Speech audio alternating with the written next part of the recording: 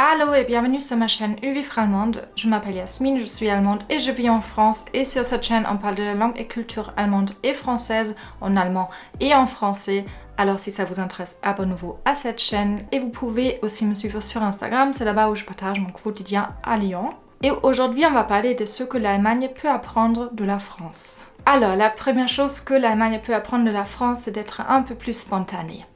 Alors, nous savons tous que les Allemands sont plutôt, on va dire, organisés. Ils aiment bien quand les choses sont en ordre, ils aiment bien quand les choses sont faites de manière propre et correcte et tout ça.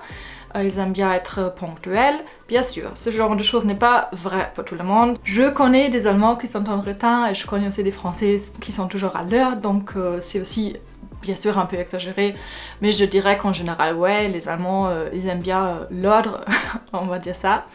Et parfois, à cause de cette passion pour l'organisation et pour la perfection aussi, les Allemands sont pas très spontanés. Je vais vous donner un exemple de mon expérience professionnelle à Paris. Je vais pas trop rentrer dans les détails parce qu'on sait jamais qui regarde ces vidéos, donc on va dire c'était un travail que je fais à Paris. Et on organisait un grand événement, c'était un événement d'accueil et c'était aussi un peu un événement culturel, un mélange des deux, pour un public plutôt jeune. Donc il y avait pas mal de choses à organiser. Et au début, j'étais un peu choquée par la manière de travailler des Français, de mes collègues françaises, c'était surtout des femmes, parce qu'il n'y avait pas vraiment un plan où c'était pas très clair qui fait quoi et quand est-ce qu'on va finir et tout ça. Donc j'étais un peu inquiète au début, j'avais un peu peur qu'on n'allait pas finir dans le temps. Mais finalement, tout a super bien marché, on a créé un super événement, j'étais étonnée et je me suis demandé mais comment est-ce qu'elles ont fait parce que j'ai même pas vu le travail derrière. Mais apparemment, cette pression de peut-être ne pas finir dans le temps a fait qu'elles avaient beaucoup d'énergie et beaucoup de créativité et à la fin on a créé un truc super et je pense qu'en Allemagne ça n'aurait pas été pareil en fait, pas créatif au même niveau et pas aussi cool et pas aussi spontané. J'ai l'impression que parfois les Français ont juste besoin d'un peu de pression pour être très créatifs et pour pouvoir travailler. Et les Allemands, ils aiment pas trop le stress en fait, le stress les bloque. Mais parfois au travail, forcément, il t'arrive des choses imprévues qui demandent d'être un peu spontané et de faire des choses assez vite et à la dernière minute. Ça arrive en Allemagne aussi, c'est clair. Et les Français savent beaucoup mieux gérer ce genre de situation. Ils perdent pas la tête comme les Allemands. Vraiment, si vous voulez stresser un Allemand, faites les choses à la dernière minute et faites les choses pas correctement et faites les choses sans perfection. Ça va vraiment les stresser. Alors, la prochaine chose que l'Allemagne peut apprendre de la France, c'est de faire des pauses régulièrement. En Allemagne, très souvent au travail, les gens ne font pas de pause ou pas aussi longtemps que les Français, ou ils mangent juste devant l'ordinateur. Tout ça avec le but de rentrer le plus vite possible, le plus tôt possible pour récupérer les enfants de l'école ou je sais pas, juste pour avoir du temps libre. Les Allemands, ils aiment bien commencer le travail tôt et partir tôt. Donc il faut pas s'imaginer que les Allemands ils travaillent tout le temps, non, c'est pas vrai, ils sont juste très efficaces et après ils ont envie de rentrer et vivre la vie.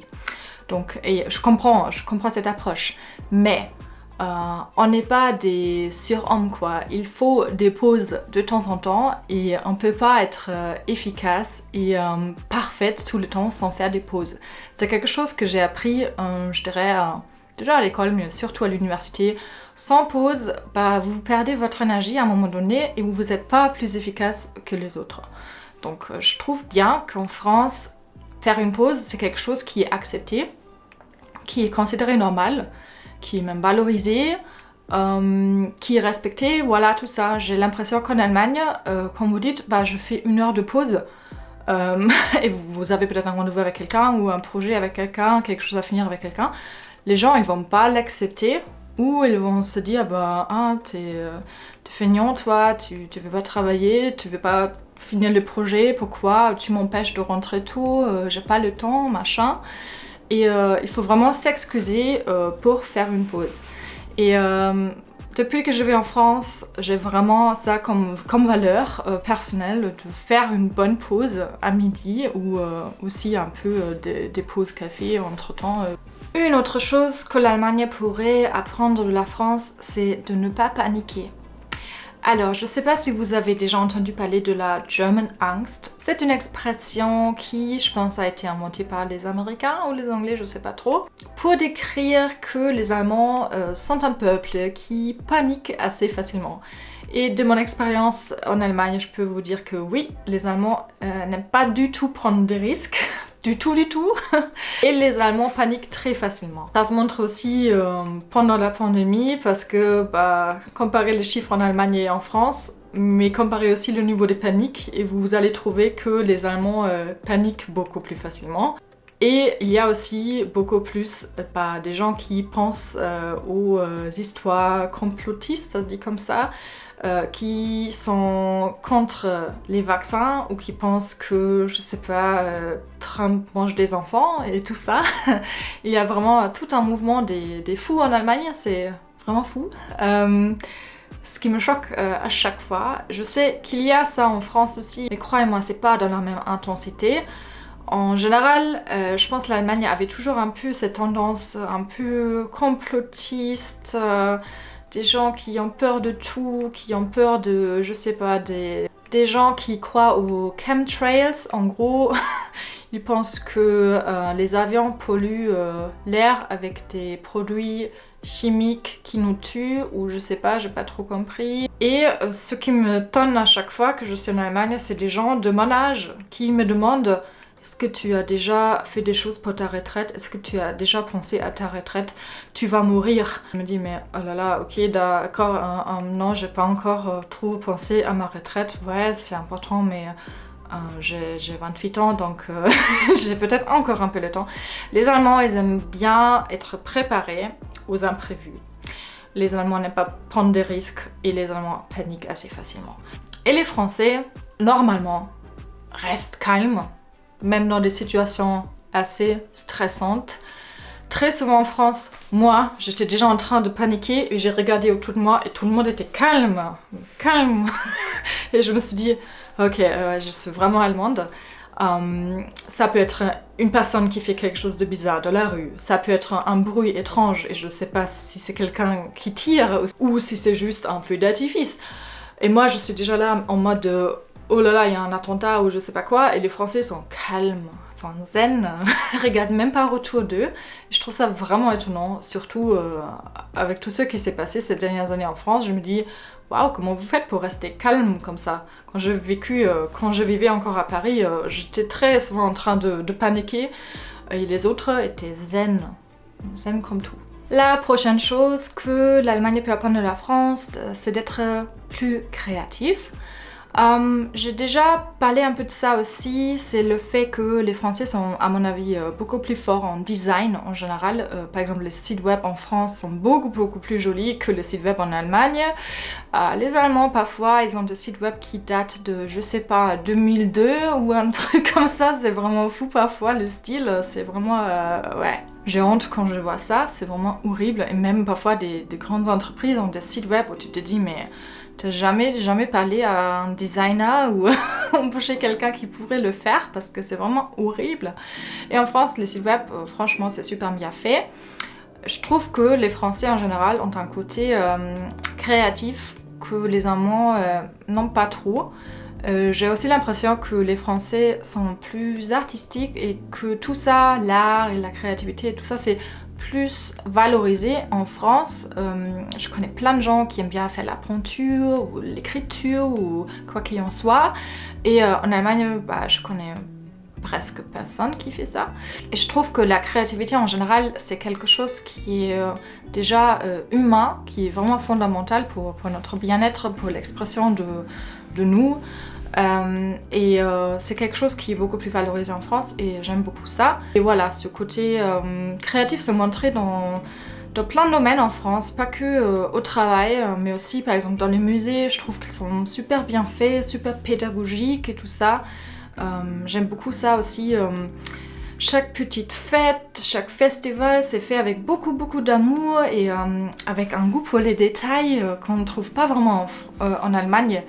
Et je dis aussi que, c'est mon avis personnel, mais je trouve en France, il y a toujours un côté un peu magique au quotidien parce que les Français font attention aux petits détails. Les Français ont un côté un peu plus ludique aussi, juste une approche plus pédagogique parfois que les Allemands. C'est peut-être aussi pour ça que les centres-villes en France sont justement magnifiques comparés à l'Allemagne. Et c'est pas que l'architecture, c'est clair qu'en Allemagne, beaucoup de centres-villes ont été détruits pendant la guerre, mais c'est aussi une question de comment décorer les choses. Quelles plantes mettre des plantes en général. Les centres-villes en France sont juste beaucoup plus soignés que les centres-villes en Allemagne par exemple. Donc voilà. C'est vraiment juste mon ressenti personnel, mais voilà, je trouve que l'Allemagne pourrait être un peu plus créatif, un peu plus magique comparé à la France. Et la dernière chose que l'Allemagne peut apprendre de la France, c'est l'importance du networking. Désolée, c'est un anglicisme, je sais, mais je trouve pas un mot français qui exprime exactement la même chose, donc on va dire networking. Vous voyez déjà ça quand vous allez sur LinkedIn. En Allemagne, il y a aussi un réseau qui s'appelle Xing. Et les Allemands me disent tout le temps « Va sur Xing, c'est beaucoup plus important en Allemagne que LinkedIn ». Mais franchement, il se passe rien sur Xing à mon avis, ou moi j'ai pas trop trouvé. Et même sur LinkedIn en Allemagne, il se passe pas grand chose comparé à la France. Et en France, vraiment LinkedIn c'est super grand. Il y a vraiment presque tout le monde que je connais est sur LinkedIn. Côté français, côté allemand, un peu moins. Et les Français, ils t'envoient vraiment des messages pour te demander des questions, juste pour faire un coucou. Et les Allemands, parfois, ils t'ajoutent comme contact, mais c'est tout.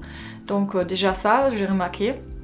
Mais aussi au travail, vu que les Allemands, ils valorisent un peu moins les pauses et tout ça, il y a aussi, des possibilités d'échanger avec les collègues de manière non professionnelle. Parfois, ça se fait en dehors du travail, mais ça dépend vraiment de l'entreprise et de vos collègues aussi. J'ai l'impression qu'en France, déjà, quand vous connaissez les bonnes personnes, vous pouvez faire votre travail beaucoup plus rapidement. Et parfois, vous trouvez aussi votre travail grâce à votre réseau. Et en Allemagne, c'est aussi peut-être un peu plus honnête. Donc, on fait moins de networking, c'est plus ta candidature qui compte et tout ça, je vois. Mais moi, par exemple, en tant qu'auto-entrepreneuse, avoir un réseau et avoir des bons contacts avec les gens, c'est super important pour trouver du travail. Et en fait, le travail que j'ai eu, les missions freelance que j'ai eues, c'était parfois grâce aux recommandations des Français qui m'ont recommandé à quelqu'un d'autre. Je trouve le networking, c'est quelque chose qui est beaucoup plus développé en France et que les Français savent mieux faire que les Allemands. Donc c'est une chose que l'Allemagne pourrait apprendre de la France. Et la dernière chose, c'est quelque chose qui est bien sûr historique et c'est pas facile à changer. Et je dis pas que j'adore le centralisme en France, je trouve qu'il y a des côtés super négatifs là-dedans, mais parfois les fédéralismes en Allemagne vont un peu trop loin, comme on voit en ce moment par exemple, dans le sens où en Allemagne il n'y a pas vraiment un sentiment d'unité, du tout, j'ai l'impression. Et trouver des décisions ensemble et faire des choses ensemble sans que quelqu'un dise « mais moi j'y veux pas », c'est pas possible en Allemagne, c'est impossible. Il y a toujours un Bundesland qui va dire « mais moi j'ai pas envie de faire ça ». Et pendant la pandémie, c'était tout le temps comme ça, mais même avant, il y a plein de lois qui existent dans un Bundesland mais pas dans l'autre. Les écoles sont pas pareilles, les règles pour construire sa maison sont pas pareilles, il y a plein d'exemples, je sais même pas. Donc vous savez en gros jamais ce qui change quand vous changez le pays. Et c'est quelque chose qui m'a toujours un peu énervée. Je sais même pas comment c'est de déménager en Allemagne, ça doit être horrible, surtout avec les enfants. Imaginez-vous, l'école n'est pas pareille quand vous déménagez. Ça se peut que votre enfant perd un an ou gagne un an selon le Bundesland. C'est vraiment fou. Et je trouve qu'on connaît tous les problèmes. On connaît tous les problèmes que ça crée, mais on ne veut pas les changer. Parce que l'Allemagne n'a pas ce sentiment d'être un pays uni, de faire des choses ensemble. Et parfois, ça me manque un peu. Et je trouve que parfois, l'Allemagne pourrait apprendre ça de la France. Mais c'est aussi l'inverse. Hein. Je trouve qu'en France, parfois c'est un peu trop centralisé, comme là en ce moment, on a l'impression que Macron c'est un peu le roi de la France qui décide de tout. Ça je trouve pas bien non plus, donc il faut quand même que ça reste un peu démocratique. Hein. Mais je dirais un bon mélange c'est pas mal. Donc voilà, mais c'est quelque chose que l'Allemagne pourrait apprendre de la France, c'est sûr. Voilà, c'est déjà tout pour cette vidéo, j'espère que ça vous aura plu. Dites-moi en commentaire quelles sont vos expériences et quelle chose pourrait l'Allemagne apprendre de la France ou l'inverse. Et je vous dis salut, au revoir, à la prochaine!